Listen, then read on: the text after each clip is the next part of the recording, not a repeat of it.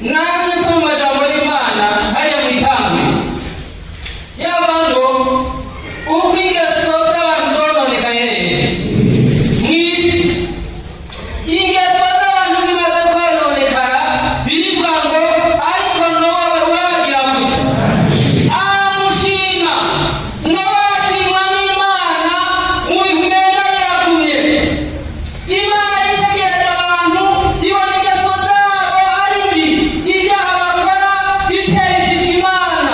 Ariko iravye ibona Nowa imuhana nk'umuntu w'umuhizi kuko yahagaze mu bihe byananiye abandi. Yesu abaherekeje numvise ijambo mu mutima twokwirukanya n'ishengero ariyo twasomye mu gitabo c'abavuga n'Imana Yesaya ngira buhana atagize gute. Mbega umwana w'umuntu Yesu abaherekeje wamunesha wamunesha mw'ijuru hazoja yabanesheje.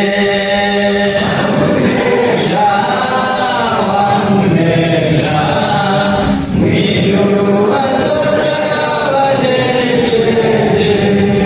Birakwiye nawe yuko uhagarara neza byari ibihe bigoye byari iminsi igoye uhagarare gute uhagarare neza.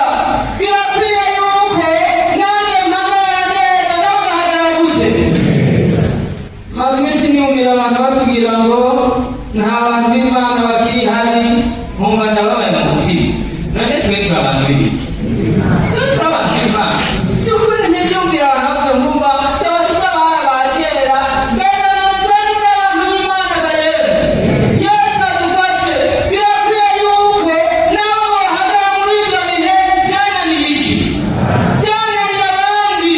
Muri abantu bashobora guhagarara neza kuko biha Imana mu gusenga. Imana isubiza umwanya mwiza wo kwihererana n'Imana. Umuntu asenga Imana sinayintumbere kugira ngo ikunde umuntu abe iki abe ikiga yemwe abe umuhizi. Uzaba umuhizi Imana ihora umuntu w'umuhizi wahagaze neza mu gihe cyananiye iki abandi. Imana izokuraba hariya mu gihe ukorera yuko wahagaze nk'umuhizi. Ibyananiye abandi wowe ukagira gute ukabishobora. Imana izoraba mu gikorwa c'Imana kuko nabikoze abandi byabananiye jewe nkahagarara gute.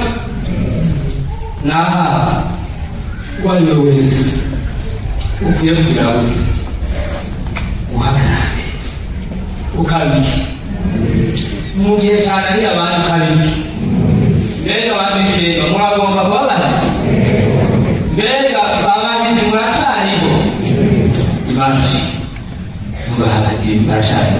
Mbega sinzi mu bihe byananiye abandi, mu bihe biriko birananiye abandi nawe ubiki nawe ukiga yewe bantu b'Imana.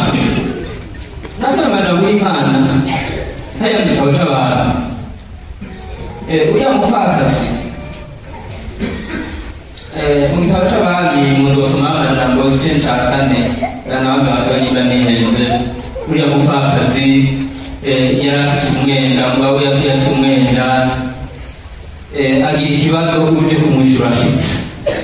Abazwa amajambo aragenda abwira umukozi w'Imana kimeze uku n'uku n'uku n'uku. Aca umukozi w'Imana baza ati ufise iki? Kandi ati jewe ndafise uduki dukeye natwe nyene turaba. Amubwira ijambo rikomeye wongera ugire gute wiyukane mwene iki wongera utugira gute usuke. Barambwira ati tibintarazo ese niko ndiyumviye. Tuba gituma abantu bitugora nuko turagira umwanya wo kwiyugana ngo dusenge Imana umuntu agira iki. Tuzobashaka kuba umuhizi, tuzobashaka guhagarara, udafite umwanya wo gusenga Imana. N'aya magambo nuse mu mutima haracyariho amasigaye ari iki muvyakiye kwera haracyari ikiga rero erekana iracakunda niba vyakunaniye biracakira gute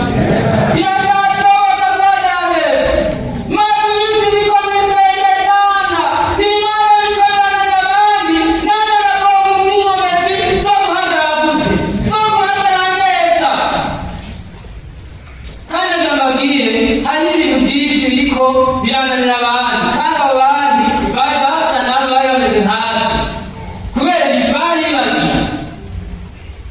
ariko ibihe ntabwo byari bigoye usenga Imana ubiki umuhitsi Imana ishimwe ko natwe ari amaki Shetani yo kuzana amongorano ngo n'abantu b'Imana bakihana bariho Shetani arabesha nuko abantu b'Imana turiho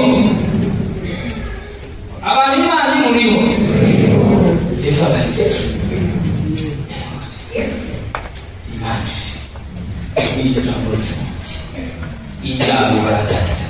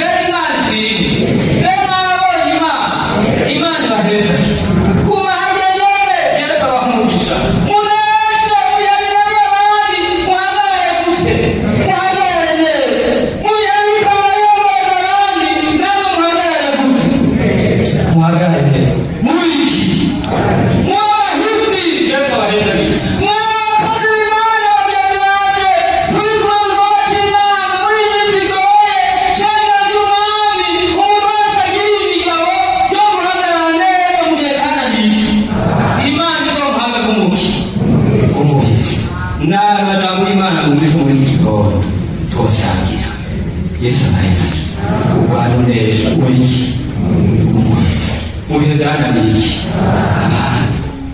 mama wa Yesu tunakushimia kulima haleluya Yesu uliyetakase tukusanima Shetani anaweza ishengero y'Imana n'abantu b'Imana ishengero y'Imana rirakomeye none ndaseze Imana amajambo natwebwe muyacu imitima urutugabire twabahizi uhagarare muhezananye abantu urakoze Imana ushishikare abana natwe tubisenze gutyo mu izina rya Yesu amen.